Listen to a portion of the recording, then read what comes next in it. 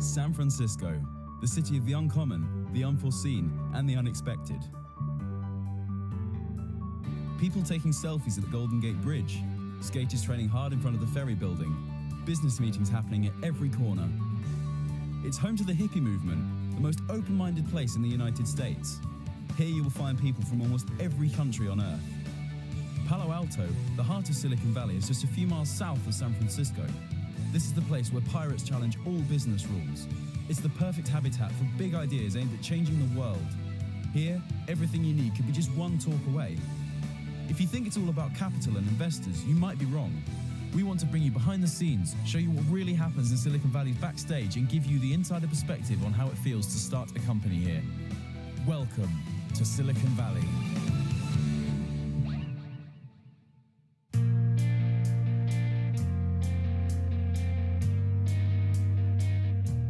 To discover how Silicon Valley really works, we interviewed a diverse group of people in the Bay Area.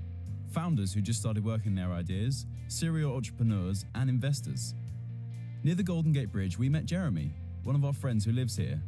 While heading to San Francisco for a city tour, he told us what he loves about his job.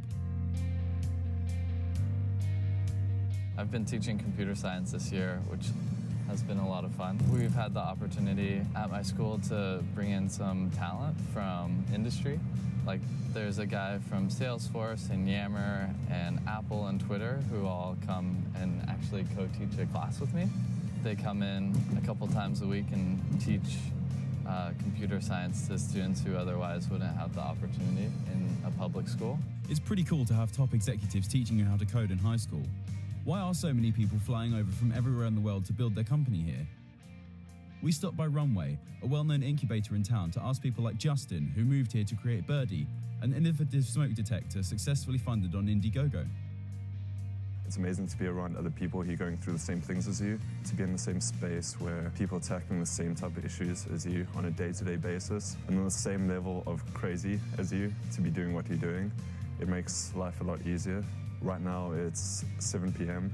and I'm eating dinner out of a carbo carton, which is totally awesome because everyone else is doing it here. It doesn't matter.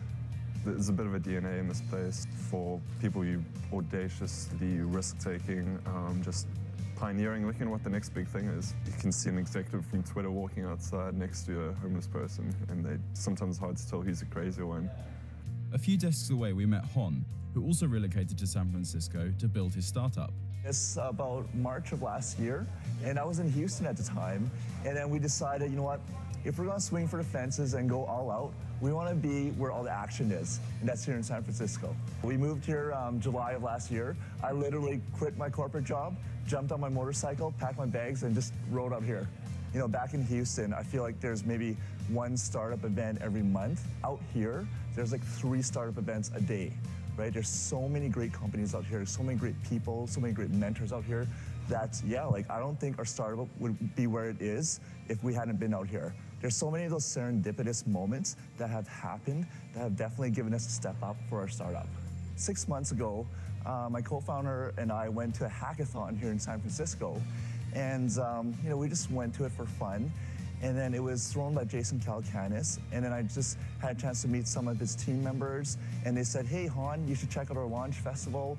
You know, it's, you know, hundreds of companies apply every year, but they only pick 40 to present on stage. So I said, hey, why not? I applied for it, and a couple months later, we were literally on stage in front of thousands of people launching our product. So again, like that would have not have happened if we were anywhere else. This guy is pure energy. That's the right spirit to start a new company. We found the same grit and determination in other local entrepreneurs. But before we meet them, let's enjoy a breath of California. I'm on top of the world, now I'm living, and the good just gets better, keeps on giving. Not even close to the end, it's just beginning. Life is getting lighter while the days are getting brighter, yeah. And it's a good, I won't even worry anymore. Took all my cares, still can kick them all out the door. Go on and try, come and tell me what you're waiting for. Move and keep them going till your life is overflowing, yeah. After this wonderful outing, we met Tony, another entrepreneur full of energy and determination. Tony is the co-founder and CEO of Hack Reactor, a new school teaching people how to program at a high level in just 3 months. You get so emotionally attached to what you're doing and who you're doing it with. Sometimes you end up here at 1 or 2 in the morning working with a student just because you want to make sure they get it, and you're going over something a third or fourth time and they have that aha moment, but now it's 2 in the morning, both of you are exhausted. To be honest, I made the decision more than I would have liked to just crash at the office and pass out here and wake up, in the same clothes and go to the gym, take a shower at the gym, and come back and just teach again. I didn't go home and spend a night in my room for something like 3 months at one point. And none of the other founders were either. We were all just fully invested in working here, helping the students, and really living the experience of being around the people that we think we're having an impact on. It doesn't matter how hard it is to build your company, you have to be ready to do everything it takes to get there. This is the place for the crazy ones, those who believe so much in what they're doing that they will make it happen. If you think your idea is complex and too hard to do, you have to meet Nadir. I think the best place to make your ideas happen is Silicon Valley. So I came here November of last year, 2013, got funding to build rockets by myself. Wait, what? This guy's building rockets with 3D printed engines. So here we are. Please come in. Here we're building a test stand. Test stand is basically something that doesn't fly, but it will allow us to test the rocket engine with liquid oxygen and propane. Make sure that our engines work before we put them into the rocket itself. We're keeping that part empty so we can actually start putting the rocket on this side, and eventually this is going to be a transporter, erector launcher for the actual rocket when the testing is done. While talking to him, we found that Nadir's interest in rockets started when he was 7, and now he's trying to send nanosatellites into orbit at low cost. But his long-term vision goes way beyond that. In the beginning, we are building those nanosatellite launchers, but this is for us as an entry point. Obviously, we want to go larger. The next thing would be a space station for small nanosatellites, so anybody can dock, use our power, use our communications, and all they have to concentrate is conducting their experiment. The ultimate goal is actually working base on the moon, because all kinds of experimentation that is not allowed on Earth will be allowed on moon, or at least nobody will stop you, such as nuclear rocket engines, which are really dirty and nobody will want them here. But it's okay for moon, and it's a great launching point for the rest of the solar system. I started on this, I was really scared, and I thought, if I won't do it, who's gonna do it? There are not too many people crazy enough as myself. Maybe 5, maybe 10 in the whole world. Wow, that sounds pretty ambitious, doesn't it? But why the Valley? Nadir comes from Russia, and it took him a lot of effort to relocate to California. Investors will not look down on you if you are in a t-shirt versus that you're in a business suit. You don't have to be a 50-year-old professional to start a company. You can be a 20-year-old dreamer. If mankind was some kind of a simple organism and it just started becoming conscious, Silicon Valley would be its nerve center that will eventually become a brain. That's how I feel about it. Nadir has crystal clear ideas about what to do with his company. Maybe this is one of the reasons why Tim Draper decided to support him. Tim is one of the most well-known investors here, and he recently founded Draper University, a new school that teaches people how to turn their passion into successful companies. After a beautiful car ride to San Mateo, we had a quick chat with Charlie, program manager at Draper University, about what really makes Silicon Valley such an amazing startup paradise. I come from New York, a place where I really see finance being the main driver. The economy's over there. When you graduate university, people go after those jobs. They're safe. But when you come to Silicon Valley, the energy that exists here, it's intoxicating. And it's because you're not sitting behind a desk from 9 to 5. You're going after what you want to go after. And it is about meritocracy. Do you have an idea? Can you do it? Can you put together the right team? Anybody is going to listen to you. It doesn't matter if you're 16 years old, or if you're 35, or if you're 70 years old. If you can do that, people will listen to you. And we really see that through passionate people. That's what I love about this place. It's that we can put all these different people, no matter where you're from, how old you are, into the same room. They can talk to each other because they all know that at the end of the day, they can go after whatever they want, and they're not chained to anything. They're just gonna follow their hearts. It doesn't matter if your name is Jeremy, Con, or Nadir. Not even what you wear or what car you drive. Here in the Valley, the only things that matter are what you want to do and how you are doing it. How Jeremy has successfully invited top executives to co-teach coding classes with him, or how Nadir made his dream of building rockets a reality are just some of the examples of how the local mindset and supportive attitude could make the difference between something you believe is impossible and making it happen. We met Eric Simmons in front of the beautiful Apple store in Palo Alto. He accepted our interview even though he didn't know us very well. When he said he lived in a hacker house, we knew we couldn't miss going there. It was the first office of our first company. And so what ended up happening is we ended up, we had a lot of extra room, and so we started letting other people like live in the house. For us, I mean, the advantage was, you know, one, our rent was cheaper because other people were paying for rent. But two, we just had a whole bunch of like bright people, you know, all continually hanging out with us and like seeing what we were working on. And so, you know, we became friends with them, and, you know, a handful of them ended up like working with us on various things. And yeah, now it's like it's kind of like a real community now. But yeah, so Tim Cook lives on our street. He's like 4 or 5 houses down or something like that. And so how we found out is one day we were coming home from getting lunch or something. Tim Cook was like getting out of his car, and I was like, we were like talking, and we were like, whoa, holy shit, that's Tim Cook.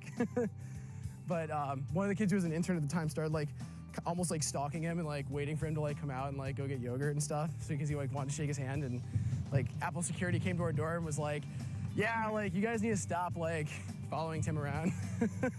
It was pretty funny. So this is our house, by the way. We weren't preparing for anyone to be here. So this is the front house. So we have a kitchen and we have a bathroom and all that sort of good stuff. And so down here, we have the back house.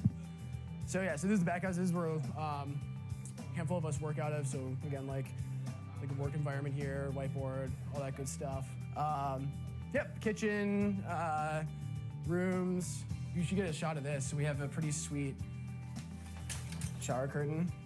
Teenage Mutant Ninja Turtles. This is our house. So this is like where a lot of people work out of and do startups and all that sort of stuff. Eric is a young entrepreneur who is well known to have slept in the AOL offices for a few months just to keep working on his company since he had no money left for rent. It was very much like a temporary solution that just became an extended temporary solution for like 3 months. Our company was just broke, and I wanted to keep working on our product. And that's so every morning I would go and like run or do some sort of workout, right? And then they have a shower there with free toothpaste and shaving cream and like it's like everything, right? And then they also have lockers that no one uses. And so I just took like 3 lockers and just had like t-shirts and shorts, long pants and socks, and then other, right? And I just like took all 3 lockers, and that's where I like kept my stuff. But I was like trying to like fly under the radar, Or at least a handful of people told me that living out of AOL was like crazy, like in perhaps in a bad way, where like create huge risk, very little chance of reward, right? Which is very true. I think at the end of the day, right, it's entrepreneurship. It's about taking risks for things that perhaps seem illogical on the outside, but to the person, to the entrepreneur themselves, is logical, right? So like Snapchat just seems like the stupidest idea until you're actually using it. So definitely the acceptance of crazy ideas is interesting. From sleeping in the office to building his 3rd startup, Eric really knows how it feels to start a company here. Most of the people I meet here they genuinely want to help you. Like other entrepreneurs want to help other entrepreneurs. My friend Michael Carter, who originally kind of like taught me this mentality, the way he put it was, okay, I was like, dude, like thank you so much for like helping me, figure out how to like put together a seed round. Like, how can I like help you? And his response was, if my company goes under and your company is like $1 billion company, I would hope that I'd be your first hire, right? When my company went under. And that is, I think, indicative of this idea that the entrepreneurs win in numbers, right? So if you help out your entrepreneur friends, they'll help you out. And so at the end of the day, everyone's trying to help each other to win, because if one person wins, then whoever's connected to them can also win big, right? And I like from the little that I saw in Europe, I didn't see like a lot of that kind of camaraderie across the different companies. It seemed very, the companies seemed very desperate from each other, and when they would see each other, it wasn't like, oh, tell me how I can help. It was like, oh, cool, like, whatever. And I don't know if that's totally indicative of what the culture's like, but I definitely think it's, there's very few places in the world where I've ran into that kind of idea where it's like, let me help you, you help me, and I think that's really important. It seems Eric really knows what he's talking about. What we found incredible is how this 22-year-old already understood what it takes to start a company. I think in most cases, being like a good entrepreneur has more to do with endurance than sprinting, right? And so the people that I've met that do really well are the people that can keep grinding away despite all the crazy, horrible stuff that happens at their companies and all the hard stuff that they go through. The hardest part is probably just like knowing that. The hardest part is just diving in, right? You know, it's like when you're on the edge of the dock, jumping into a cold lake. You know, a lot of people won't dive in if they know that they're gonna have to stay in it, you know, for a long period of time. But I think once you're in, it's, you know, it's the water. You know, you get acclimated to the water. We felt at home visiting Eric's hacker house. It's just a normal house where a few guys are building some new and cool things. Knowing this, Apple starting in a garage may be more routine than extraordinary. You don't need a fancy office to change the world. Starting a new company pushes you way beyond your comfort zone. Success isn't only based on your education or work experience, it's also wired to your emotional state and internal motivation. My name's Ramona Pearson. I'm the CEO for Declara. We're building a platform so people can build their inventions on top of our platform that would help people learn. When I was 22, I was hit by a drunk driver and woke up 18 months later from a coma and found myself a few years later at a senior citizens home because the hospital had given up on me and didn't think I would thrive. And I found myself being surrounded by over 100 senior citizens who had nothing better to do than focus on me and my rehabilitation. And so that's where really the initial concepts of personalization came from, where you know, you have this opportunity to have everybody assessing what your needs are and how important it is to have somebody involved in your life, being a mentor or expert to help you move forward. So if it wasn't for those senior citizens, I wouldn't be here today. And it's been really a motivation in how we think about the architecture of our platform. When you think of entrepreneurship, there's a sense of risk-taking that you have to be able to take. And we have to help young people have this intuition to be able to trust themselves and to be okay taking risks. Eric's risk-taking attitude, Ramona's internal drive and determination, those are some of the most common characteristics of the entrepreneurs we've met here. And the more we dive into the heart of Silicon Valley, the more we notice them. If you're willing to take risks and want to build something important, you might really change the world. We met Danielle, a young scientist who has dedicated her life to technology and research. She went to college at 12 and started a plasma physics PhD at Princeton at 17. What we're trying to do is to make it possible for renewable energy to power 100% of a given electrical grid, and to do so economically. Danielle has been working for several years on a compressed air energy storage technology. If you think it's impossible, tell that to Vinod Khosla, Peter Thiel, and Bill Gates, who have invested $43 million in her company. The huge advantages of our technology is that it uses components that are found in diesel gensets, found in automotive engines. There are plants available at such immense scale that you don't need that many of them to match the entire amount of electricity being added to the grid every year. A standard automotive line puts out about 1,600 engines per day. That's about 40 gigawatts per plant. So if you had 5 of those, it would match the 200 gigawatts of electrical power added to the grid every year. You could power the world with that. We hope that it'll be the technology necessary to actually transform the world 100% to renewables. Obviously, that doesn't happen alone, but this was the missing link. So we hope to provide that. This technology required huge investments with no returns for many years, the kind of investments only Silicon Valley can provide. We talked to Michael, whose VC firm invests in high-growth companies. He has been advising fast-growing startups for 2 decades and wrote the bestseller book, Finding the Next Starbucks.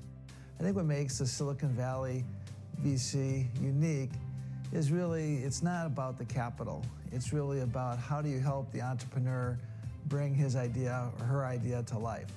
And it's everything that goes along with that. So whether it's the network and relationships, or whether it's ideas, the VC's role here is to help that entrepreneur be successful. But why are people here investing in such risky technologies? Well, I think one of the key aspects that the venture capitalists in Silicon Valley promote is really the idea of risk-taking and the idea of it's okay to fail. A lot of places, people look at if a company that has to change its business plan or has to even close its business as being, the worst thing that ever happened.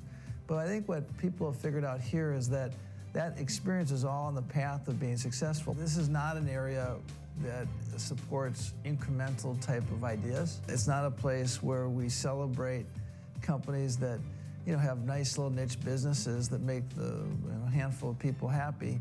This is an area that is about, let's give you some gas for your tank, but you're going to put your foot on the pedal and you're going to go as fast as you can go. Not just entrepreneurs, but investors here are also willing to dive in. They jump out of the plane together, believing they can build a parachute on the way down. Silicon Valley really supports big ideas that can change the world and push humanity forward. It's important not to forget that all this technology, capital, and talent should be focused on solving the biggest challenges facing society today. Liquidity is a company based in the Bay Area that is now working on a new technology that could solve water supply problems just a few years from now. Victor is one of the founders. What this technology is for the first time at extremely low cost, about a penny a day, you can actually get pharmaceutical grade water for next to nothing using no chemicals, no electricity, and no pressure.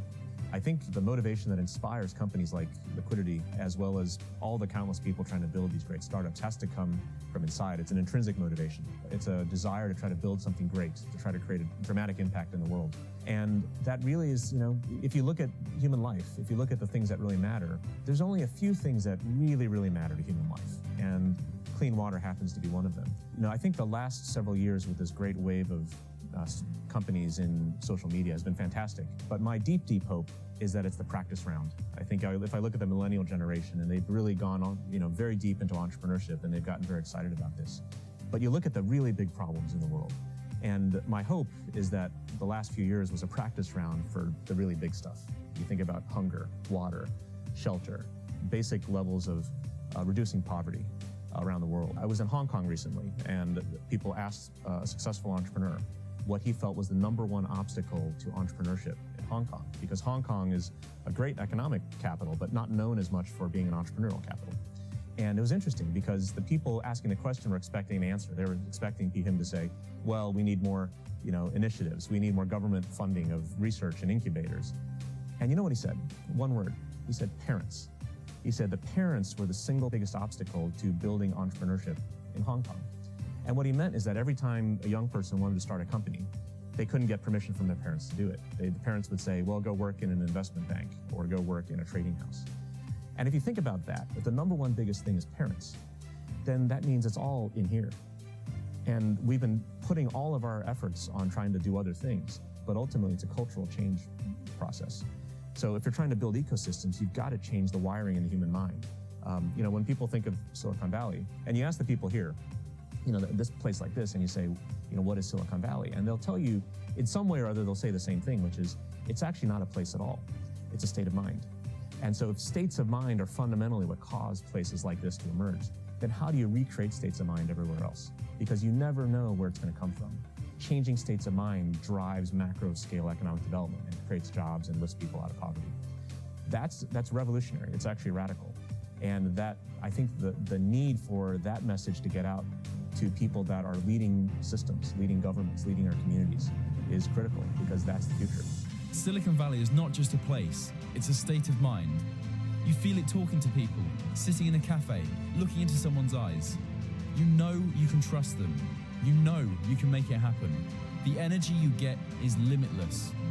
But the true secret is that wherever you go, you can bring the Silicon Valley spirit with you. Its energy is contagious and will never leave you. You don't have to be there to build something meaningful. You don't have to be there to be successful.